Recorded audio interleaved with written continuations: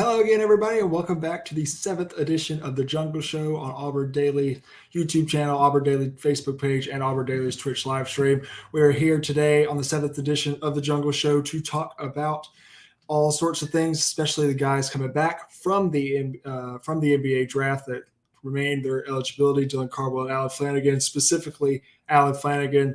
And we will go through the article I wrote on auburndaily.com. All that and more next on The Jungle Show.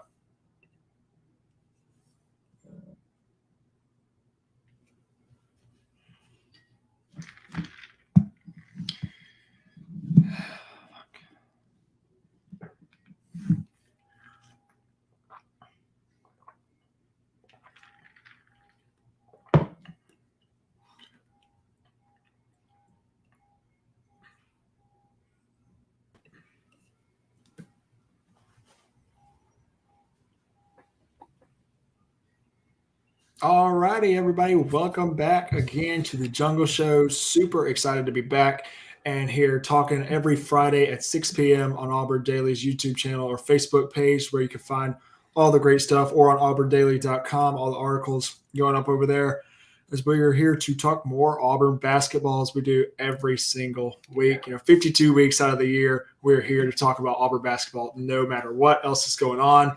And talk about what else is going on right now. Auburn baseball is playing in their first hosted regional, their first game currently right now. As we speak, they're starting that game about 4 or 5 miles from me, actually. And War Eagle baseball. That's absolutely. And you might be able to hear in the background, I can hear the ice cream truck. It is that time of year. It is summer. So we're here to talk about Auburn basketball anyway. We're going to talk about a winter sport while the ice cream truck's outside and baseball postseason is going on. But a lot to talk about. Yep. A lot what we do. Talk about. To do that, of course, he is right beside me. I brought in my dad and co-host, Chris. Dad, how are you? I'm good. I'm not right beside you, though. No, you're not. I mean, on the screen, I am. About 100 miles from it, yes. But, yeah, I'm doing well. I've been looking forward to this episode for a while. I'm a big Allen Flanigan fan, and so I'm excited to talk about Allen. Yeah, me too. Just like he said, we will talk about Allen Flanigan as well. Go through my article that I wrote on auburndaily.com that was published earlier today, actually, or yesterday. Yeah, earlier today. It was published on auburndaily.com. You can find that out. The Auburn basketball player preview series that we are doing every week. We're doing one player. And we've got a little something. We're thinking about some ideas for next week, but we're doing it by academic class. We got to get those seniors done first. And Allen Flanigan is decided to withdraw his name at the absolute last possible second possible. The 12th hour. I mean, he waited. Goodness. He waited to because you were like, I've got to write this article. Yeah. Who am I going to write the article about? Is Allen coming back? Do I write it about him? On Tuesday night, I know he had to wait to the end of Wednesday. On Tuesday night, I was like, okay, I got to start this article. I don't know who I'm writing it about. Yeah. We don't know who we're writing it about yet because, again, we said last week during the show, we said if Allen's coming back, it will be Allen. If not, then we will figure something out to do one of the juniors. Yeah, figure something out. But God, the ice cream truck is just right there. I know you can hear it. Go out and buy me an ice cream. I'll handle the show while you buy me an ice cream. They're just like, okay, well, I can hear it. Yeah. They'll pass by in a second. It is the ice cream truck, but live TV. This is live TV issues right here in an apartment complex. That's right. But we are here to talk about Allen Flanigan, and look, let's talk about the draft and the draft process and what our guys gained. The guys that coming back, Allen Flanigan and Dylan Cardwell. Dylan Cardwell was a little bit of a surprise to some people of him going to the draft. What do they gain from going and getting that advice from those NBA coaches, those NBA scouts, and then coming back to college? I think so. Let me take them one by one. What Dylan gained, I think, is guys going, look, you've got a great body. Keep working on your body and develop some post moves. But you're not ready for the NBA. Yeah. We all knew that when what the NBA does with college athletes, letting them declare for the draft, and then once they've gotten the advice that they need, they can back out. Is a real. I wish college football could do something like that. No kidding. What Allen got, I think, was he went to the G League elite camp. Yeah. And in Chicago, and what Allen got and what he's quoted as saying he got was, "Hey, I really can compete with these guys. I can compete with them." Yeah. But talking to NBA executives, what he found out is, hey, work on this. I would imagine they're telling him to work on his jump shot and try to get his confidence back. And that's exactly, that's the whole I thing. think had he gone through this process at the end of his sophomore season, he may have gotten more second round looks. May have got more second round looks. Yeah. Because when he said he was coming back last year and was preseason SEC Player of the Year, what he got, I think, was confidence that I can compete with these guys. I am at this level.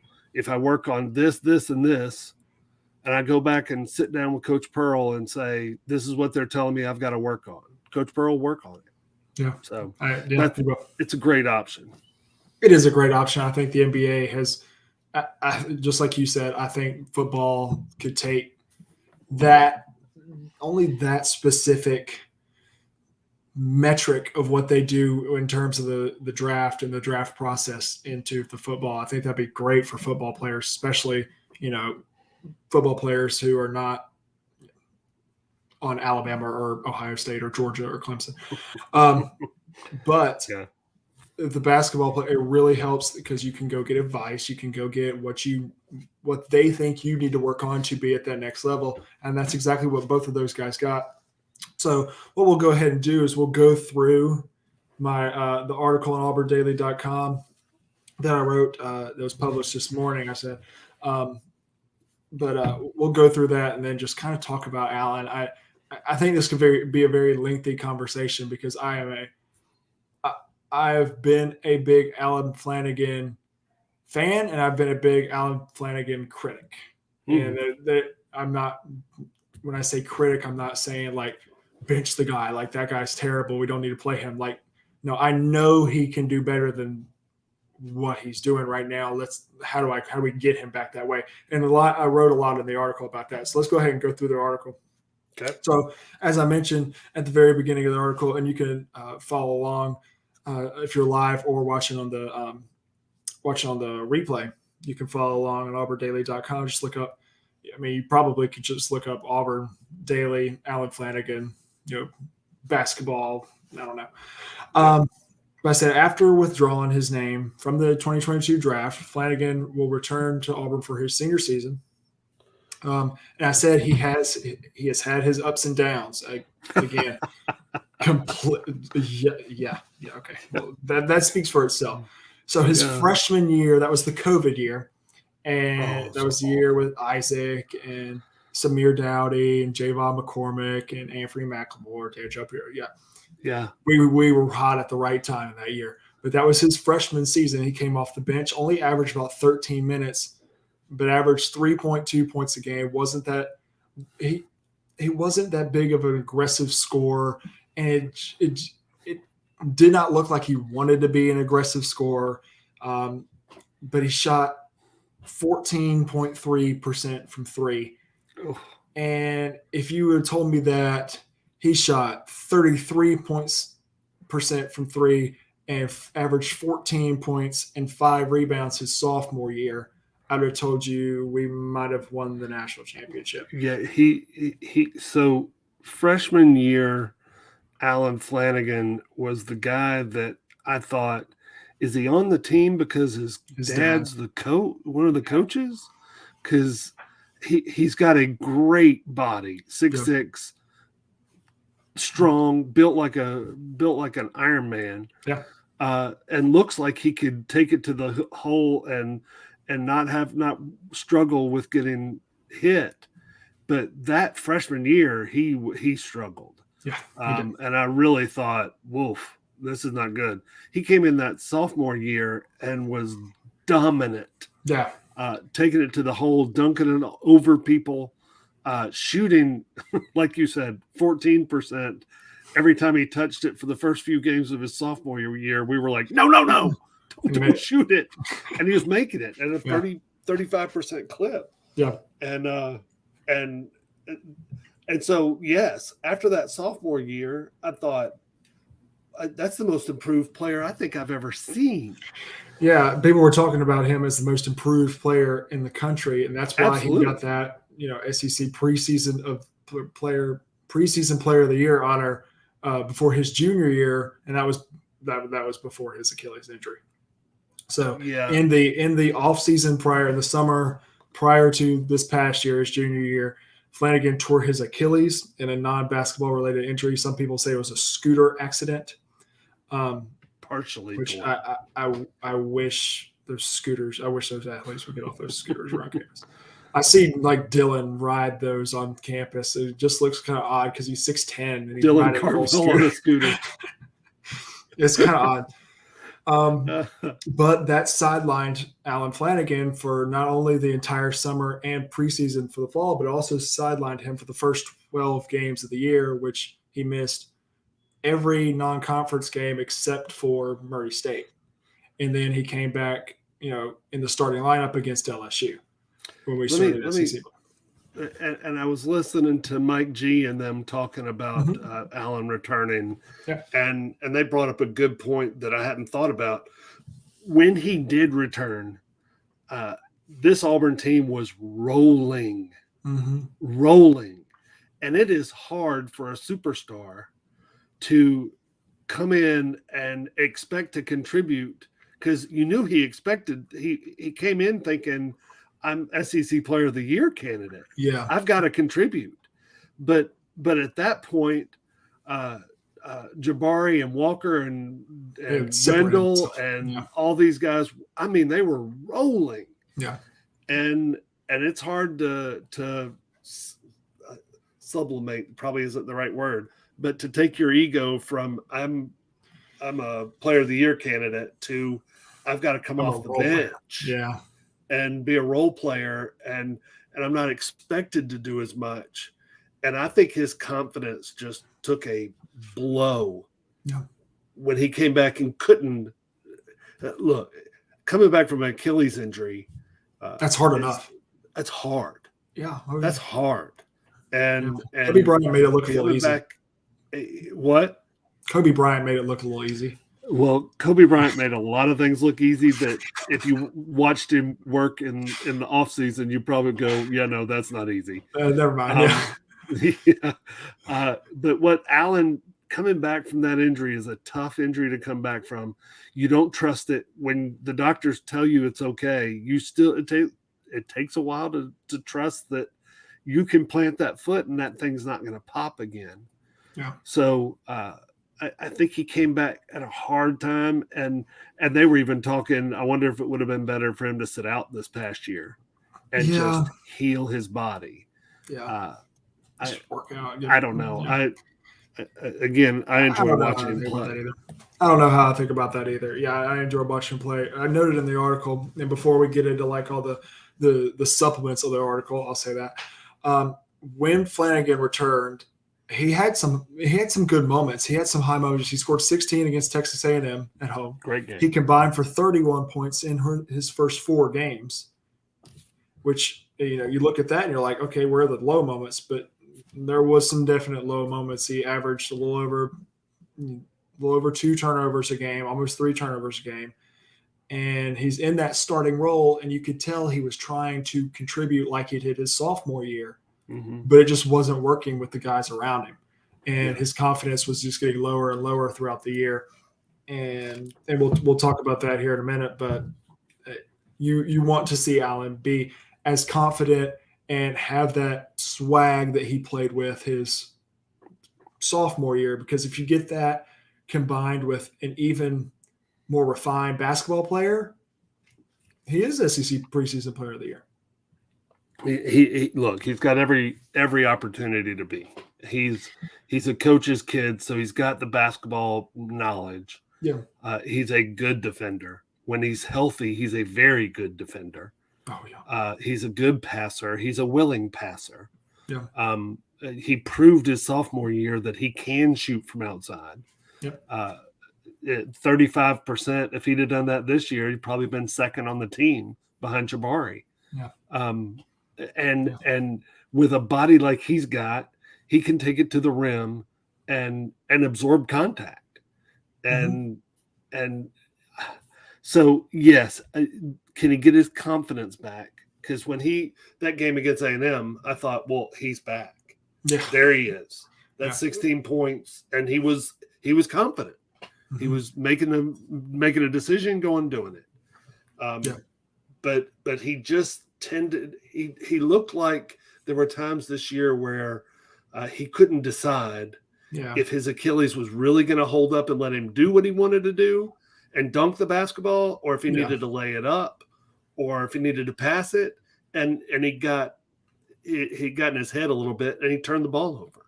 You're right. And I screamed at my TV, please stop turning the ball over. Oh yeah, you did. So, but if he's anywhere near sophomore Allen Flanigan and can make the jump similar to what he did freshman to sophomore year, he's a late first round type of NBA player, in my opinion. So I noted we're going to do his biggest strength, and when I think about Allen, the only thing I think about, I didn't want to use versatility because I used that with Jalen last week, because Jalen is the most versatile player I may have ever seen at Auburn. But I put all around wing. That's what I put.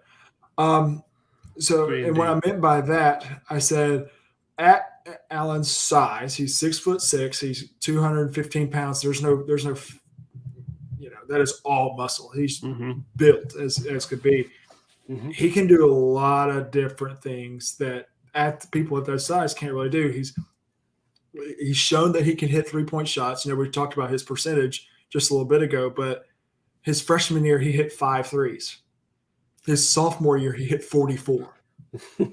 That's incredible. That's a huge difference. That's a huge difference. That's difference in like winning games right there. Absolutely.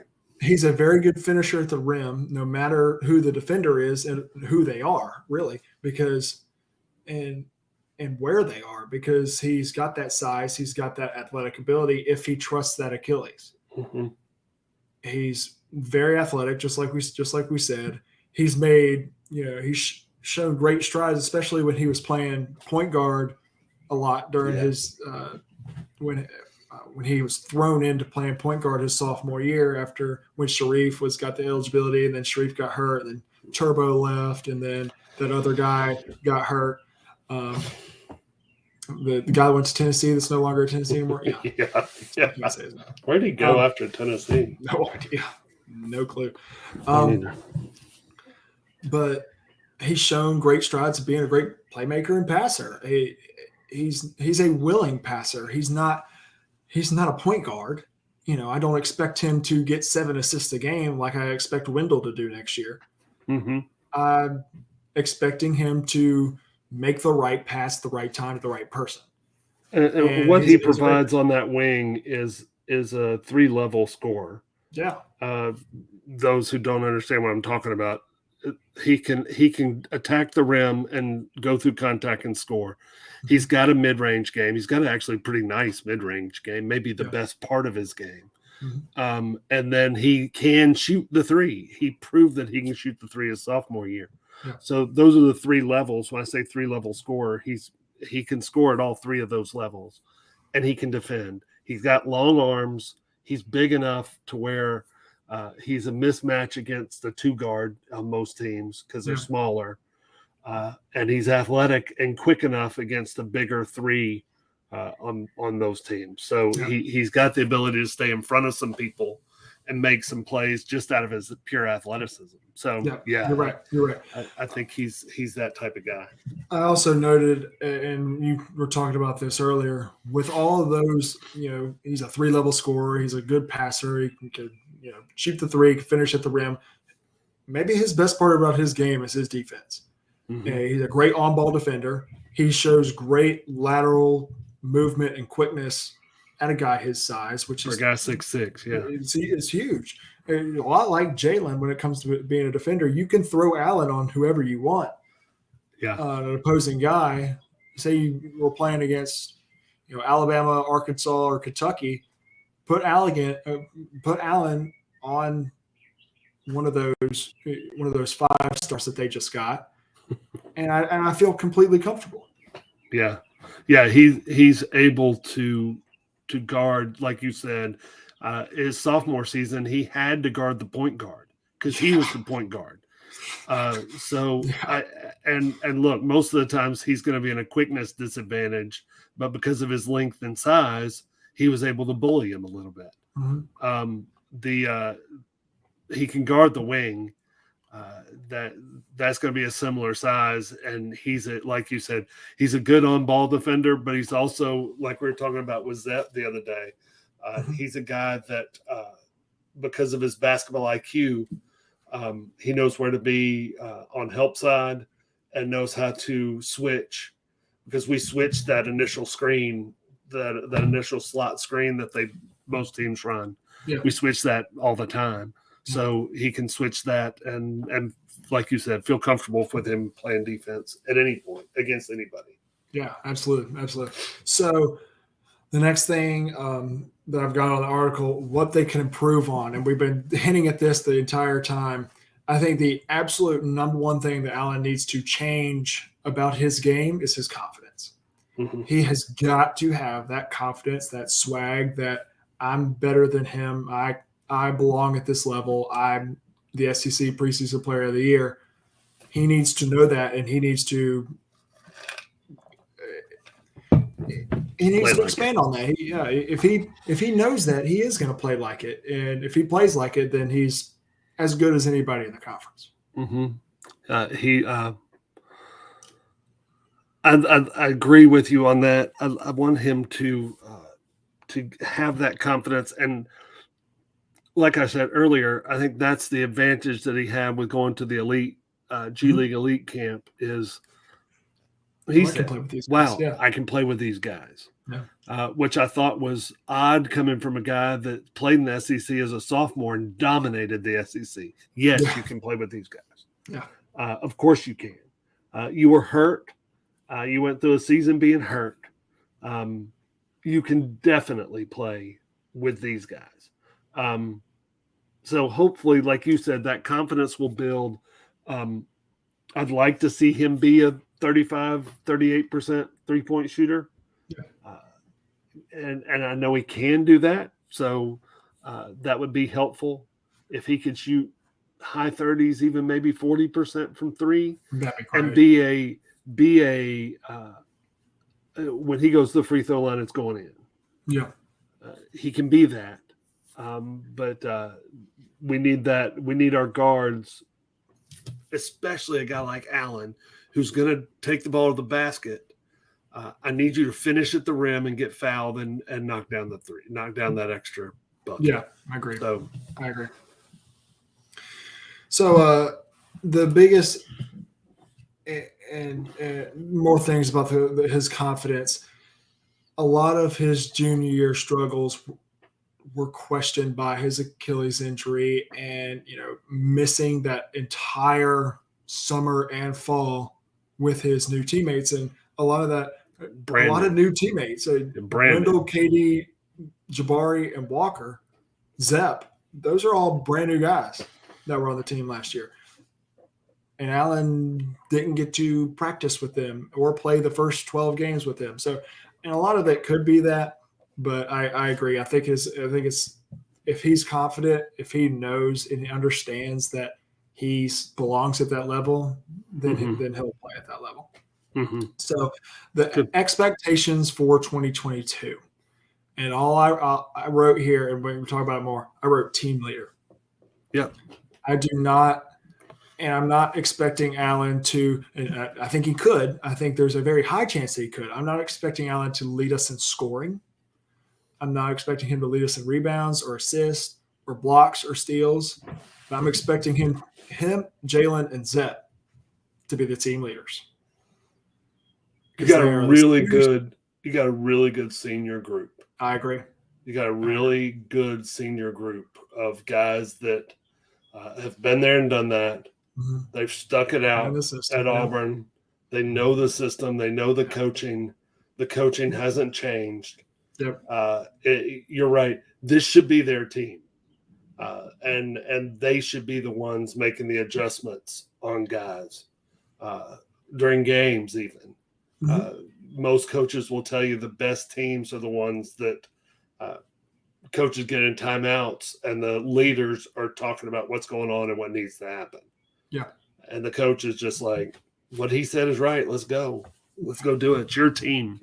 And we got 3 guys that can handle that responsibility. I agree. Absolutely 100%. I would like to see Allen get back to being that top scorer at the wing spot. I think I won't say he'll be more relied on without Jabari and Walker, but I could see him being more used often than with Jabari and Walker. When I mean that, look, we don't have somebody we could just throw the ball and it's 2 points anymore. We had that with Jabari. Yeah, no. You don't have a guy that you can just throw near the rim and he'll catch it and dunk it anymore. And, I'd love to see Dylan do that. I'd love to see Broom or Trey Orr do that. But Walker may have been the best in the country at that last year. His hands were really good. So who do we go to for that basket? Do you go to KD? Do you go to Wendell? Do you go to Jalen? Or do you go to Allen? Or do you go to Janai? Or do you go to Yowan? We could talk about this when we talk about those guys. But I think Allen could be that guy where, okay, we need a basket. We're down 4. We need a bucket to get back in this so we can get other stuff. Who gets the ball? Who gets the shot? And where do they get the shot? I think Allen could be one of our top guys there. I think it's Allen right now until I see different from different guys. Mm-hmm. I think it's Allen because of what I talked about a minute ago with the 3-level scoring. Yep. Because you can throw it to him on the wing. He can step back and hit a 3. He could take it to the rim, or he could get into that elbow range and knock down a mid-range jumper. Yeah. So I think you're right. I think it's Allen. And like I said, if he could get to 38 or 40% from 3, he could be the leading scorer on our team. Oh, I very easily could win Player of the Year. Oh yeah, yeah. Because I think if he goes 38 to 40% from 3, and has that confidence that he had his sophomore year, I think he averages over 20 a game. Yeah, yeah. I mean, that's just really could make a difference with how far this team could go, because we needed that guy last year that when they took away Jabari. Mm-hmm. And they just sank back in there. Yeah. Didn't needed that guy that could go, all right, I can step up and hit a 3. Yeah. And I think Wendell started doing that. Wendell has that ability. So, but I think right now, if all things being equal, if sophomore Allen Flanigan comes back, if we get just sophomore Allen Flanigan, he's the guy that you depend on to take that last shot or that shot to get you back in the ball game. Yeah, I agree. So we also at the end of the article, I'm putting the best moment from this past year, best moment from 2021 and 2022 season. Allen, it was a little. I mean, I could have said like he had like 10 against like LSU, or I think he had 10 against like somebody else, but the home game against Texas A&M, he had 16 points in the game that Walker. Everybody was talking about Walker Kessler because that was Walker's second triple double of the season. Yeah. Walker went for like 12, 11, and 12, something like that, insane like that. It was the College Game Day game that College Game Day was in Auburn for. Allen Flanigan was our leading scorer. Allen went 5 of 11 from the field, scored 16 points, grabbed 4 rebounds. And he went 5 of 6 from the free throw line and did not commit a turnover. Yeah. Look, if you have found a game where he didn't commit a turnover, that's his best game of the season. I agree. In my opinion. Sadly, I agree. Because the turnovers were just mind-boggling sometimes. They were, yeah. But if he scored 16, he had 4 rebounds. I remember thinking he's really rebounding the ball well. It looks like he's feeling more comfortable with the Achilles jumping. Yeah. I remember thinking that during that game, and then but to not have a turnover, it's his best moment. I agree. And I noted at the very end of the article, and you can check out on auburndaily.com, I said, this is the kind of game that we should and we will expect from Mr. Allen Flanigan in 2022, 2023, if he improves and gets more confident in himself and his play and his Achilles. But if he doesn't, Chance Westry's going to get a lot of playing. Yeah, Westry's going to get that 3 spot. Yeah, I agree. That's the other 3 guard. And again, we said it last week. We've got 1 open slot. I don't see Bruce taking it unless there's a sharpshooter somewhere that decides to come into the portal. Yeah, so I think the team that we got is the team that we got. Yeah, Justin Ferguson made this point on his Auburn Observer podcast. I think last week he said, and this was before Allen, decided to come back, is when he recorded. He said Auburn basketball released a video on their social media that had their guys, their incoming guys, and a lot of people thought it was just the recruiting class. No, it had Broom in there as well. So I think in some way, we're done. This is who we got. We got our 4 guys that we needed. We got Donaldson, Westry, Traore, and Broom. We got our guys coming back now. I think we're good. Yeah, I agree. So, I agree. All right, everybody, we will conclude this episode of The Jungle Show. We'll be back next week again to talk. We're going to figure something out for who we're going to talk about next week. It will be somebody or somebody's, I guess. We're going to figure it out article wise, and we'll get it out. We'll keep you updated on our Twitter handles right there at Gray Oldenburger, at War Eagle Hoops, or find all the Auburn stuff on Auburn Daily at auburndaily.com, or on Twitter at SI_Auburn. If you're on YouTube or you're on Facebook, give us a like or subscribe to the YouTube channel. We got to grow this and make this big.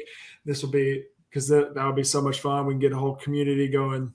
The only podcast / show that talks Auburn every week of the year.